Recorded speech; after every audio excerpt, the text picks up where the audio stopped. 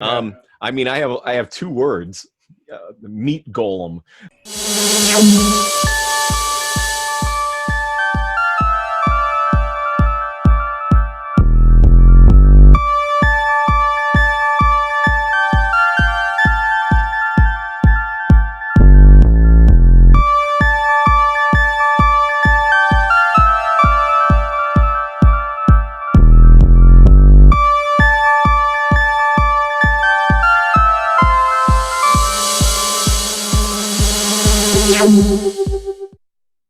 I'm Dan CARLSON, and I interpret dreams for beer.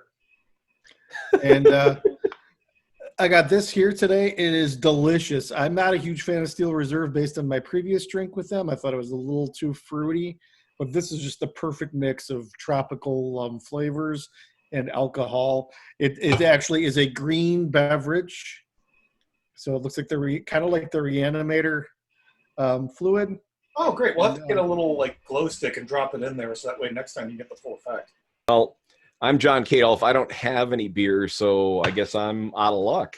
And I'm drinking an Angry Orchard hard cider in my de-illuminated room, but at least I have the Eye of Korok behind me. Yes. So it kind of lends itself to my illumination today. Yes.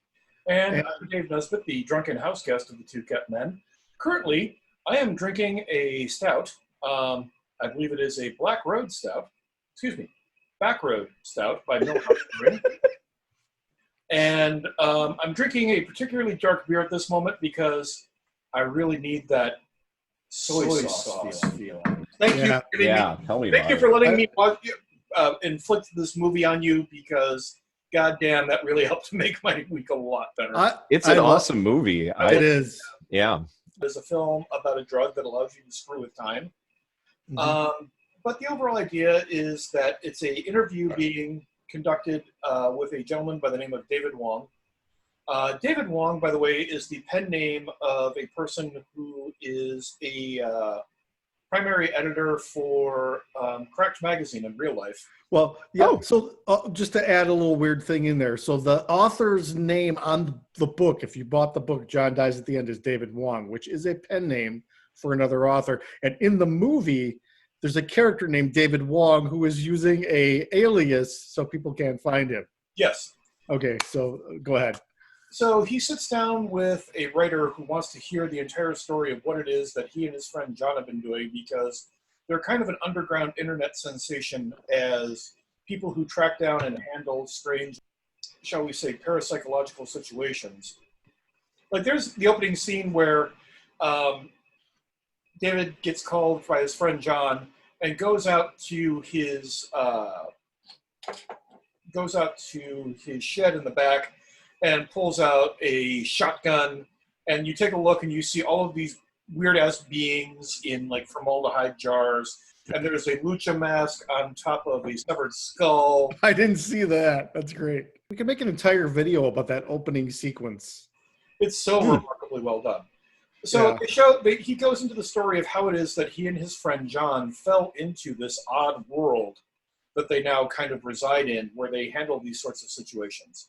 And it involves taking a drug that is commonly referred to as soy sauce that allows you to screw around with time, and also, like, at one point in time, the character John does die. But that's only temporary, and they fixed that because soy sauce. Yes. Seriously, you just have to walk into this film going, there's a linear narrative involved, but it's kind of like a conversation with us after 2 beers. You digress into 18 different ways all the way through it, and it's absolutely amazing for it. I love that. I was never confused, but I was always one step behind. Just a slight, ever so slight step behind. That's the first time I watched this. I read other reviews of the movie, and none of them get what Dave just said, you know, and they don't get, I don't know how they don't get it, because it's explained in the film, excuse me, Well said. by Robert Marley. I mean, he explains how time is Robert motion. Marley. Yeah, the Rastafarian. Yes. He explains what the deal is with this. So somebody going into this film, I mean, if you listen to what I keep saying this almost every week, if you listen to what's being said and you pay attention to the narrative, you will understand this film and you won't become bored by it or anything like that. You'll enjoy it all the way through. I can't imagine how you would find yourself getting bored by this film. Oh yeah, like one of the there's another left turn coming that you're like, you might not like this movie, but there's no way you're going to be bored by this movie. Well, yeah. Well, let's talk about so basically it's two guys that they're basically Ghostbusters or dead detectives. Yeah. Go around and take care of weird supernatural occurrences. They happen upon the soy sauce, which actually what it does, I don't know if it necessarily actually allows time travel as so much as it alters the perception of time as something that is not linear. Right. Also, so I don't think it alters the perception of time. I think it alters the application of time. Yeah. Okay. I think that what it does is it shows you. Okay. It takes you out of it. We're going to have some really fun debates about this one, but I think that this film exists in a realm where quantum physics are undeniably real. And it shows you all the possibilities that can happen in a moment where time branches off.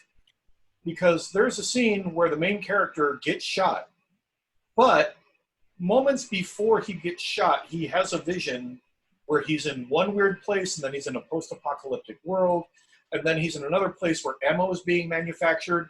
And then as a result of him being at where the ammo is manufactured, the round that is meant to shoot him doesn't function properly. Mm-hmm. And to me, I think that in and of itself is like because the moment where I sat there and went, "This is multiple reality theory going on." Because a fly got in the ointment, literally. Right, literally. Yeah, literally. The cool thing that to me is, I read this book about 15 years ago called "The User Illusion" by Tor Nora. I don't know if I'm saying his name right. Tor Nora Trandas, and his theory, and it is just a theory, it's kind of wacky sounding, but when you talk about quantum physics, you kind of get into this wacky stuff. So his theory is that we create our reality as an interface so that we understand what's happening around us, that there's actually a processing delay, so that what we're seeing is not reality as it's happening in the current actual instant. It's actually a recreation of it, like a millisecond or a fraction of a fraction of a fraction of a second behind. Yeah. So you're actually not seeing what's happening. You're seeing what's already happened at any given moment.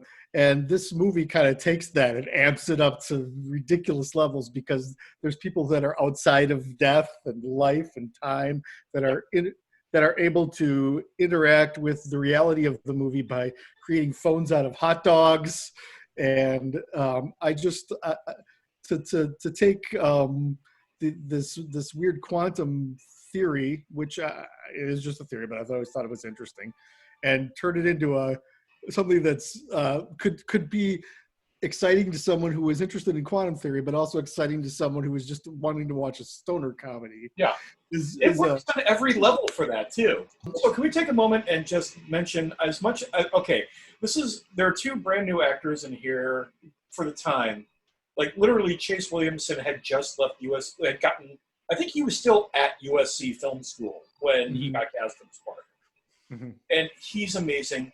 But also, I love the fact that Paul Giamatti is one of the actors in here, and he helped get the film produced. Yeah. Because as much as Paul is known for his more serious roles, he is a massive, massive genre fan. Yeah. And then there's Clancy Brown, who I've just decided that any film that has Clancy Brown in it is worth seeing because he makes everything he's in about 25% better just by showing up. Yep. Shawshank Redemption and John dies at the end. I mean, come on. he's pretty amazing. He's an amazing actor, and I don't think he gets half the credit he deserves.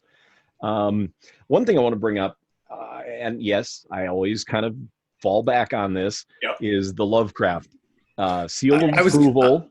Boom, right there. I mean, for so many reasons. This movie is a weird tale.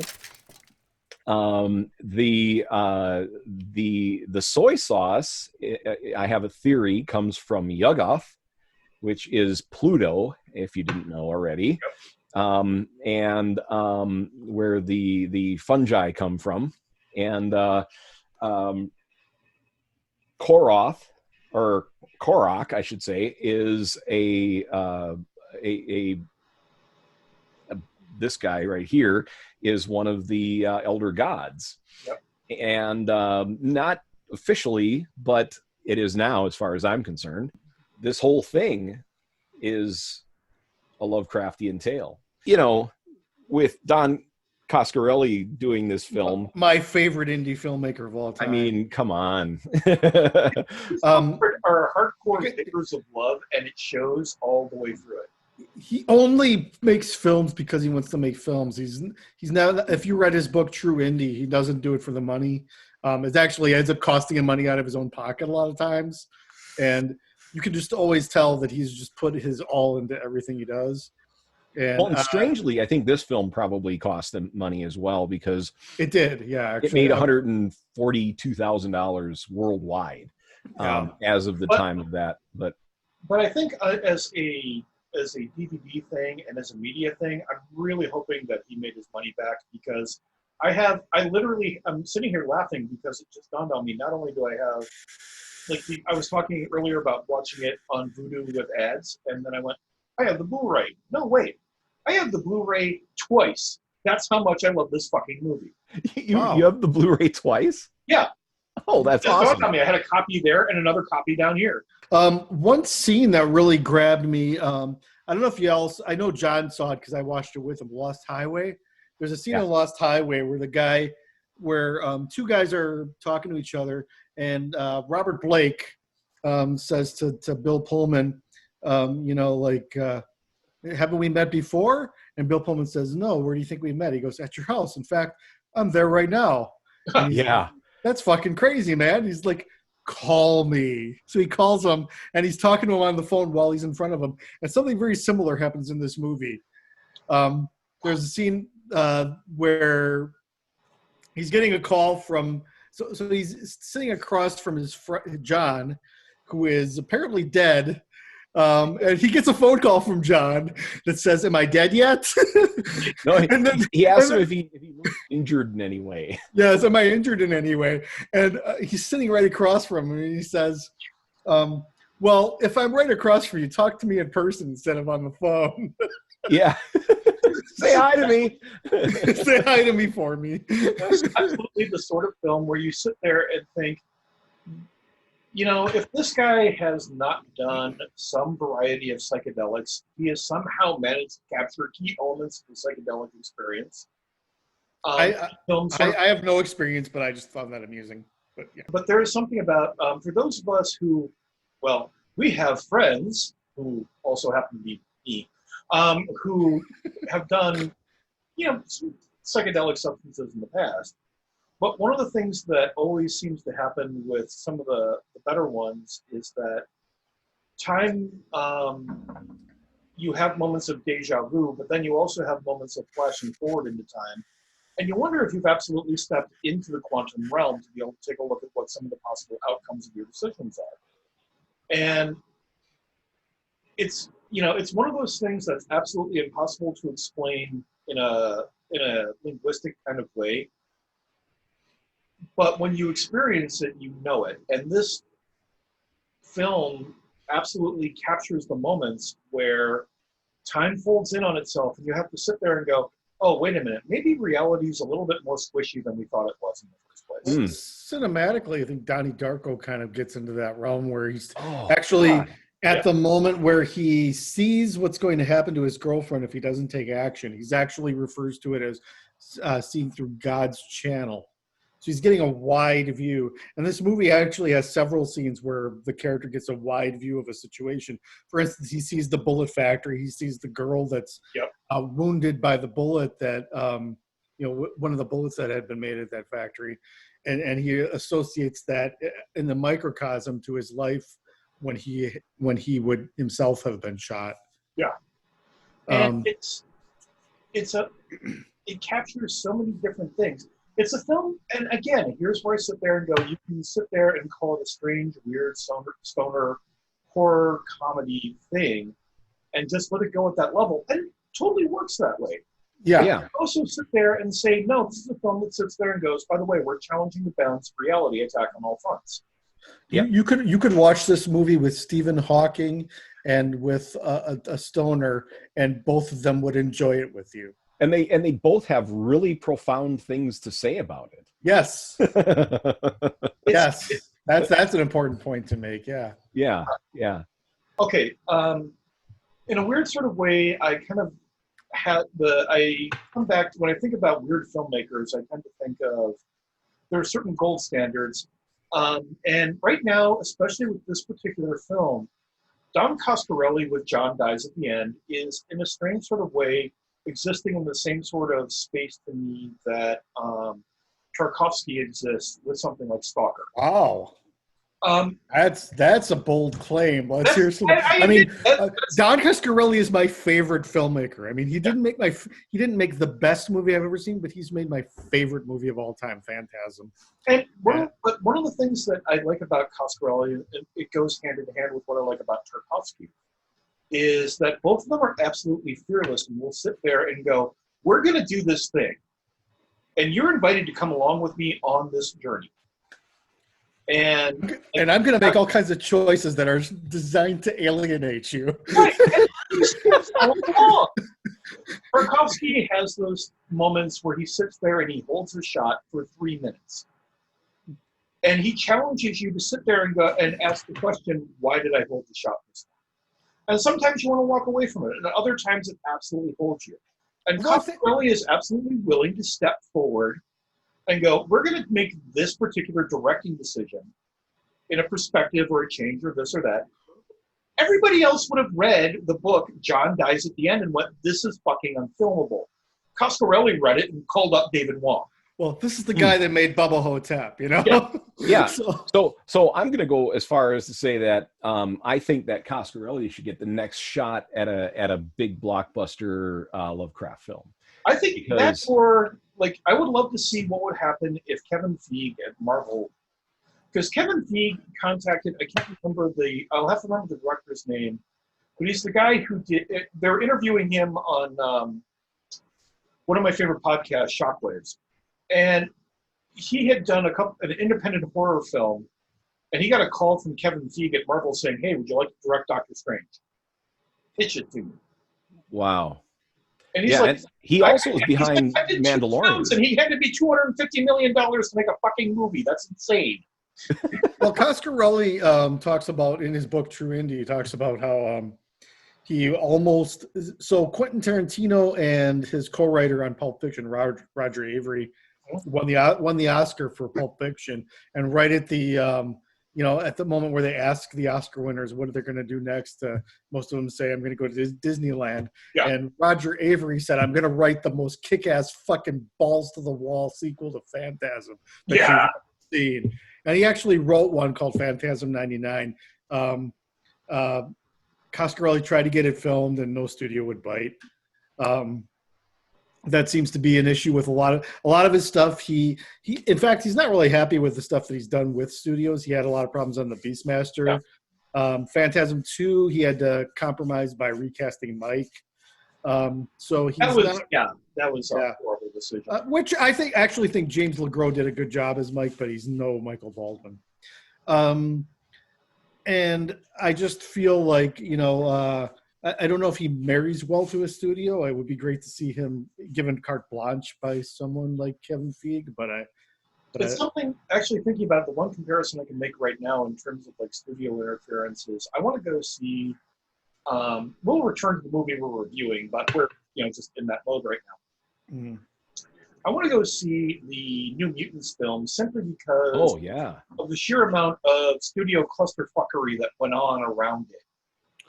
Yeah, it's interesting that like a movie where a director was given carte blanche is awesome, but also a movie where a studio has interfered so much that the movie is garbage is also awesome. Oh my That was God. made about the Island of Dr. Moreau, the 1990s version, where somebody made a Yeah. comment that said it was really only fucking up on an almost cosmic scale that allowed Hollywood to make something that was actually somewhat original and interesting. One of the, I don't know if it was in that book I mentioned, the user illusion, but there was a theory that flies, when they the reason flies can get away from you so fast when you're swatting them is because they perceive the actual moment of your hand coming down as much slower than what we perceive it as. And I just the perception of time is everything in this movie. And that's kind of the key part, is that we tend to think when you're existing in it, um, you think of time as a linear, ongoing thing. And, well, okay, I'm reasonably certain that the vast majority of the people who are going to watch our reviews have watched Doctor Who in the past, but there is that moment where you sit there and go, it's a linear da-da-da-da-da, but it's really more of a thing of wibbly-wobbly, timey-wimey Exactly. stuff. Thank you. And that is the central conceit of this film, is that with the use of soy sauce, all of time becomes wibbly-wobbly, timey-wimey stuff that you can just sit there and play with. But one of my favorite sequences is when John is, or is it Dave? Yeah, who's the other character? Is his name Dave? Yeah. Yeah, the main character is Dave, and then John is the one that dies. Yeah. Yeah. So Dave gets arrested, and he's in this interrogation room, and the main cop who's been interrogating him leaves, and there's still another like really imposing guard there, and gets a phone call from the now dead John telling him to leave, and he's like, "Well, I can't just leave. There's another guy here," and he's like, "No, he's not there. Just check again. Check your mirror." He checks in the mirror. There's no reflection to the guy. So then he goes, well, so he's not here, so he can't hurt me. I said, well, I didn't say he couldn't hurt you. Yeah, I'm relatively sure he can. Everything about this movie is just... It sits there and goes, okay, in a weird sort of way, if we're going to start about talking about the films that we have reviewed since I was graciously invited to become part of this particular project. In a weird sort of way, the one film that I can compare it to is Beyond the Black Rainbow. Because Beyond the Black Rainbow is an awful lot about perception and the perception of power.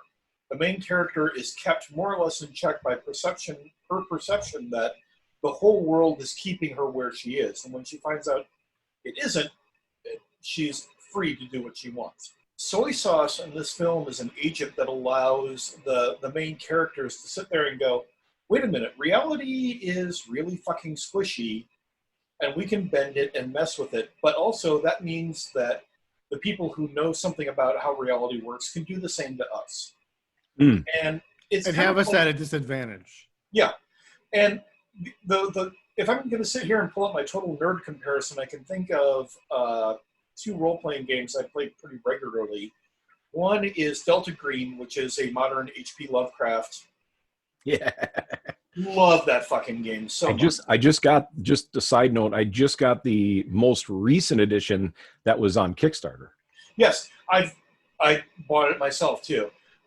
Maybe we should do a online real-time play at some point. But the other one that comes to mind is the original Mage the Ascension, where you can sit there and use your abilities. If you use your abilities to make big fireballs and dragons, reality will smack the shit out of you.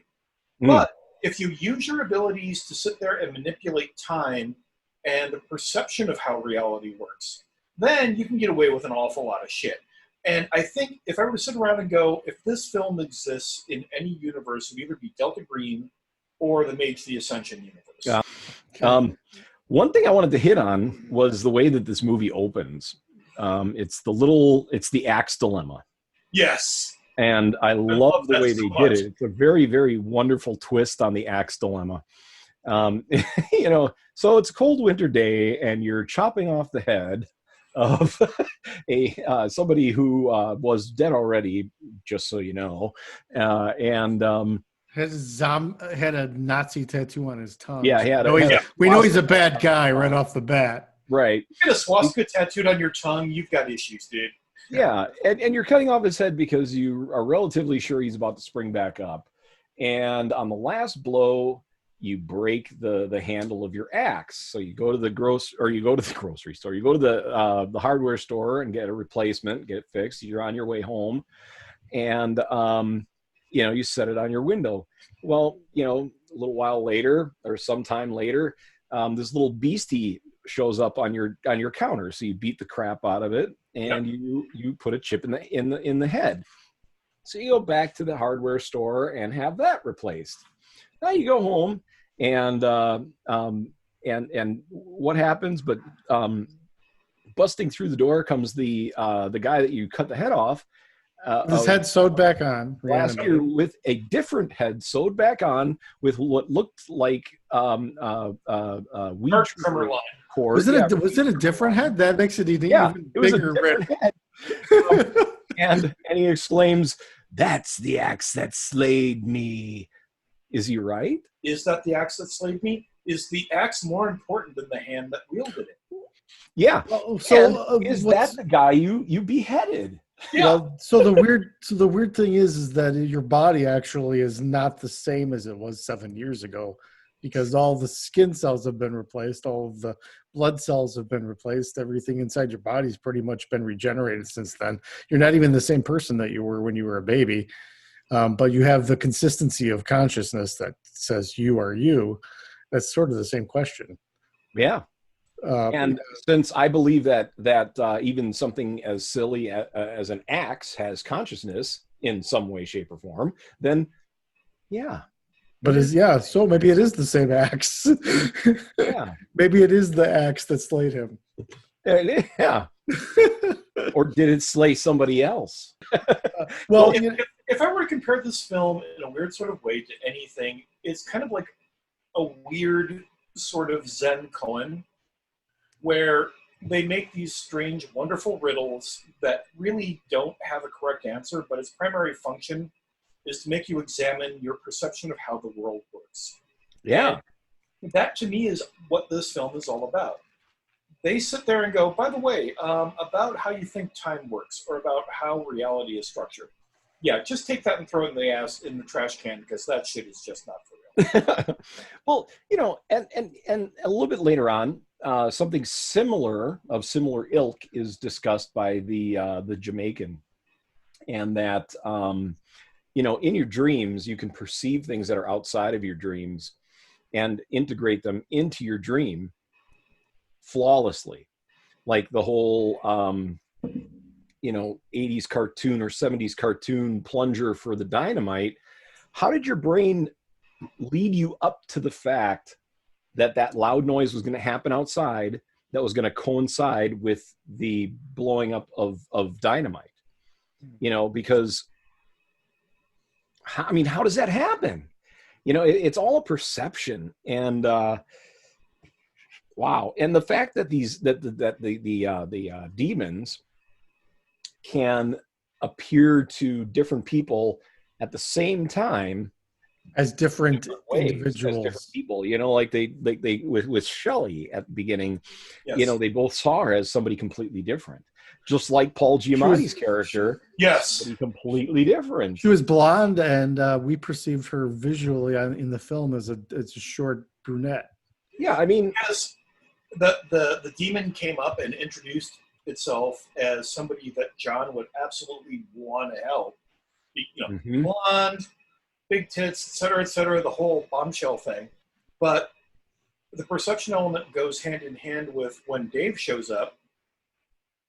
Dave sees her as this short, very frail-looking, dark-haired, mousy-looking victim.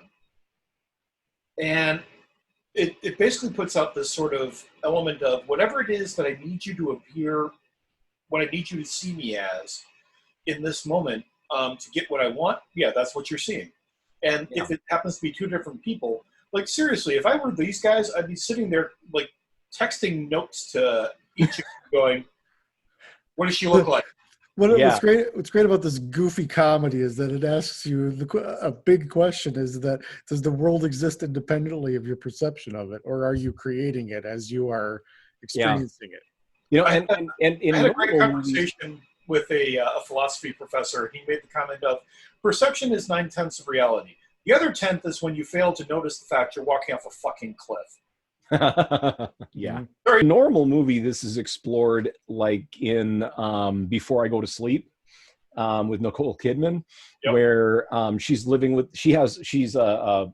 amnesiac, and every morning she wakes up with no memory of anything, and she goes and takes a shower, comes back out, and there's her husband sitting there on the bed, and he explains to her everything about everything every single day, but it's from his perception. And not only that, he's not actually her husband, but she perceives him as that because that's what that's what she was told.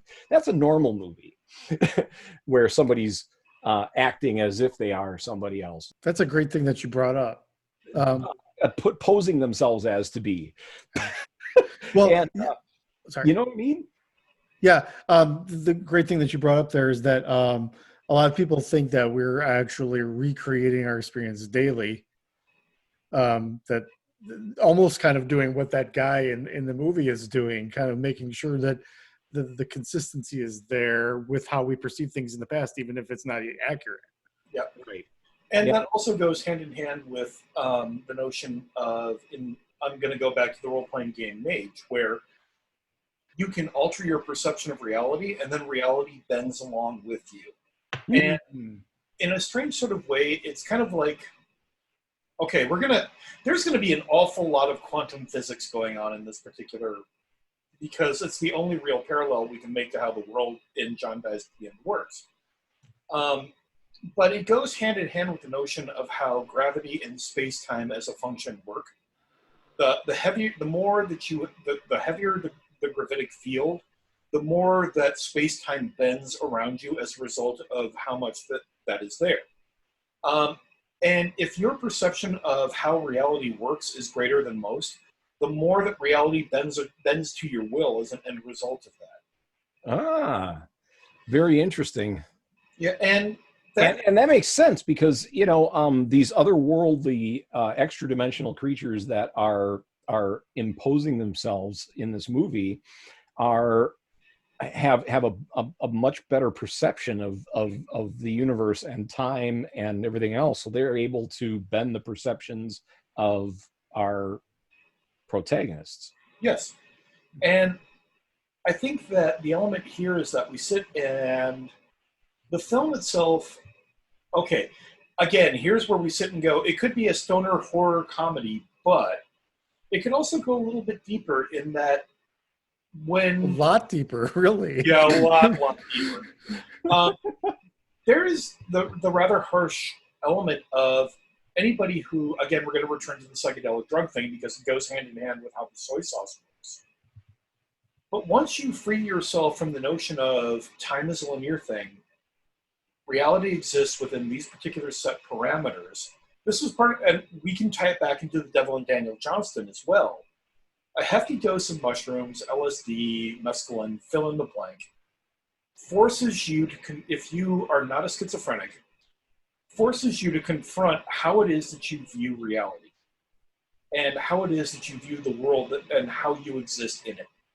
And that can be anything from anybody who's ever had the LSD/mushrooms experience of sitting there and walking around when you're, tripping your balls off.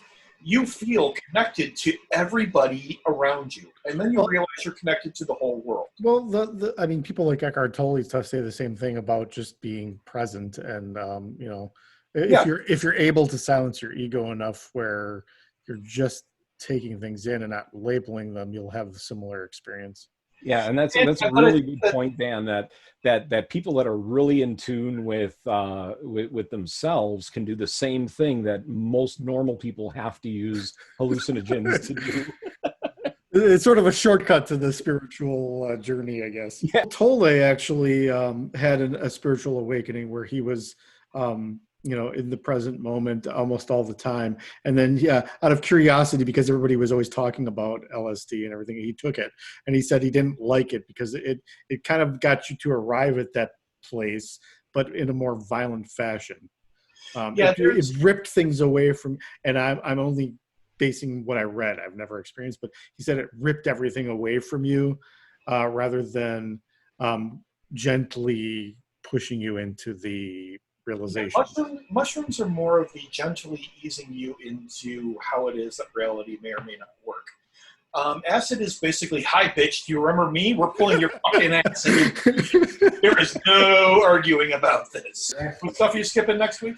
Oh, this stuff. It's just kicking my ass. That's okay. By volume, I am having a moment where I'm going to step away and use the restroom. Okay. What were you guys talking about while I was gone? Oh, we're talking about late nights, weird spirits that we invite to us. And the reason that I got inducted into shamanism was a friend of mine said, you just, by merely existing,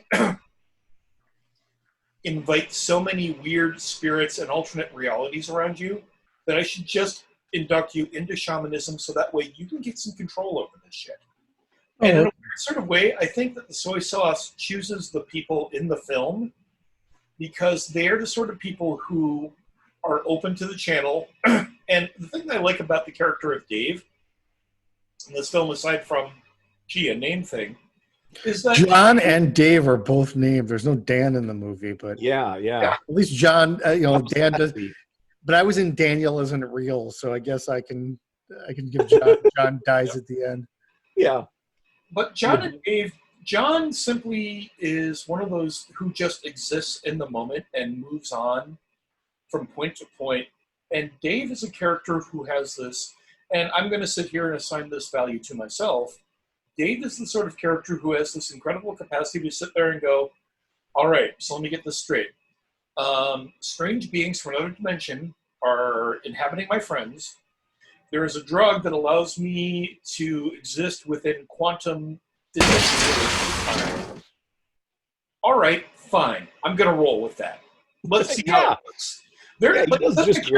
He never really argues about it. He just sits there, like the moment where he's like, when John asks him to get a bratwurst and starts talking into the bratwurst. Yeah, it's just okay. Like, I love he's not arguing about the idea that he's talking into a bratwurst to talk to his dead friend.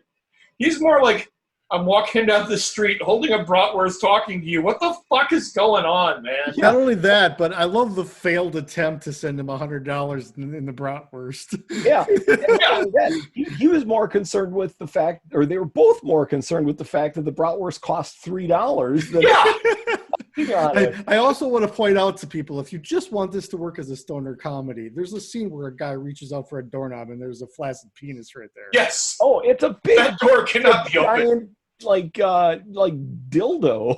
Yeah. So his perception created something that would not allow him to open that door. It was whatever influence was happening influenced him that, okay, you can't open that door. So in his mind, in his perception, it had to be a giant dildo because he turned around and he said, okay, that door cannot be opened. I liked the character of Father Shellnut. Yeah, Angus Scrim. Fucking Scrim. He was so angry. He was angry at Don for writing a part for him that included profanity because Angus, even though he's played one of the most evil characters in the history of cinema, he's a very chaste. He was a very chaste guy, very friendly. Everybody you meet at conventions that ever met him said he's the nicest grandfatherly kind of figure you'll ever meet. But he got him to say, fuck. You're completely fucked, kid. Yeah. So, but you notice that he wasn't on screen when he said fuck. When it was said. Yeah. That was probably one of his caveats. Well, a little concession. Yeah, exactly. I just love Angus. I love all of Don's movies. Even Jim the World's Greatest, his first movie. If you look at his first movie, which is like a big brother relationship kind of movie, and you go fast forward to John dies at the end, it doesn't even look like the same filmmaker at all. Yeah. And I just love that about him, that he can tackle so many different approaches to storytelling and master them pretty well. Yeah. On So, such a I'll tiny take a moment budget. to pimp for yet another possible sponsorship. Cronenberg, 1664. Okay, now let's. Okay, John, you had some observation I was just before. going to say, you were asking, do we have anything else we want to point about on this film or talk about on the film? And honestly, we've gone so much into the philosophy of it that if you guys are good with it, we can almost just leave it right here, because if we haven't said enough already, that would urge the viewers to put this film on and watch it, then we really couldn't say any more. I just want to add how funny it is, because you may not get that from all of the little diversions that we've gone off on, but it is really funny, and it's it's almost overkill in a good way. You're not going to be bored. You're at any given moment, you're going to be pulled in a new direction. Yep. Yeah. And that to me is the best part, is that the humor comes from, okay, we're going, and where the fuck are we? Oh, all right, we're going that way. All right, hold on tight. We're headed that way. Yeah. Go ahead. Sorry. And to me, that's the best part, is that, okay, again, if we're going to talk about philosophy, this film is the Laughing Buddha. It's sitting there and going, here's a whole bunch of different ideas and concepts and such. But in the end, let's all have a chuckle about it, because reality, when you look at it, is oftentimes, well, I keep using this term, but squishy if we do it right. Yeah. Yeah. I almost feel like Richard Kelly and Don Coscarelli could make the perfect mashup.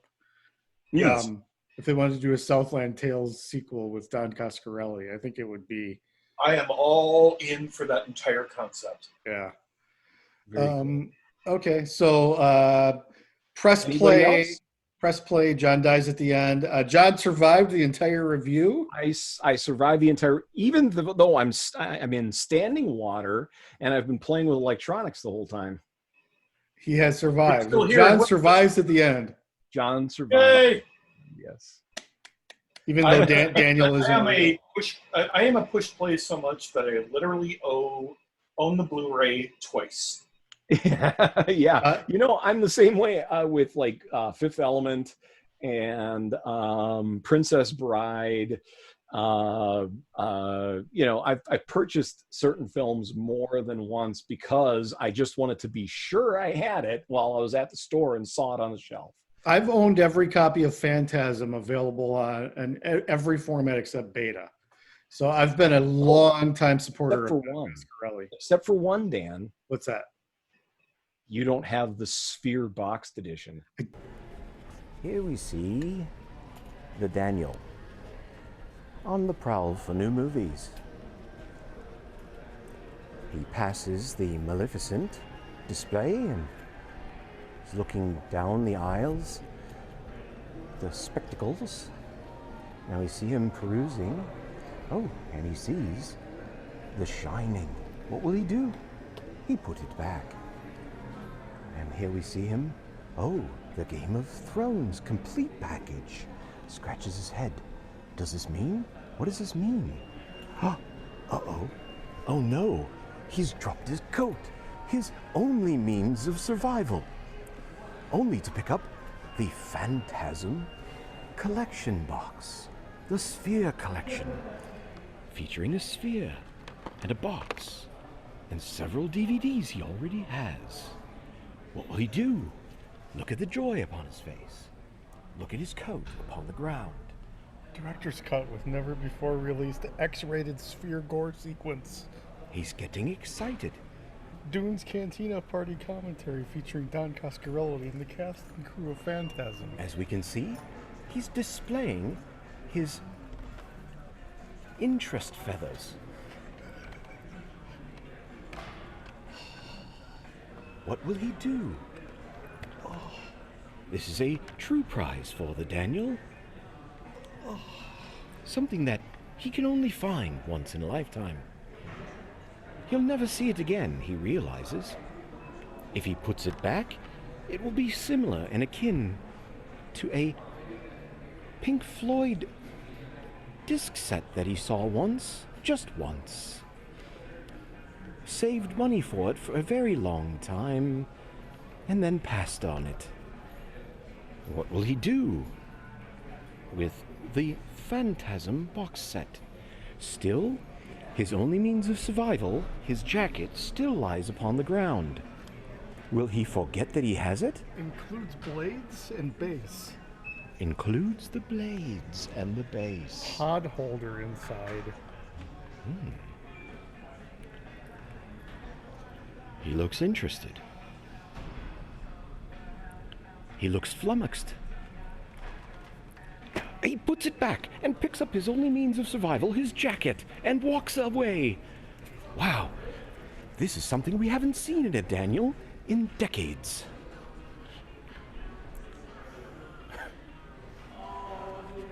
Oh, wait. He's rounding the corner. He's going back down the same aisle. Oh, he dropped his coat again, and he's again picking up the box set of the Phantasm Special Collection. Including a sphere that he'll never see again.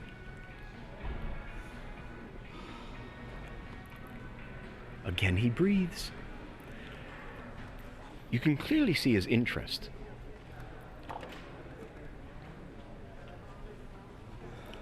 He clearly does not know what to do. What will happen? If there was another Daniel here, certainly he would encourage this one to buy it. I puzzled over it for a long time. Over it. And I actually almost bought it on my birthday, but it was no longer there.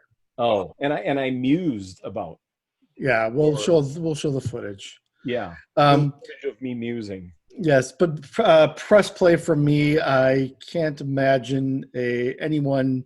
You might not like this movie. You might think it's a load of crap, but you are not going to be bored. No, you're not going to be bored. I give it. And if you think it's a load of crap, you're full of crap. Yeah. But you're still, regardless of what you feel about it by the end, you're not going to be bored. There's no way. How can you be? Yeah. I mean, I say it every week, but watch the film. Listen to the narrative, enjoy it, take it in, be one with the film.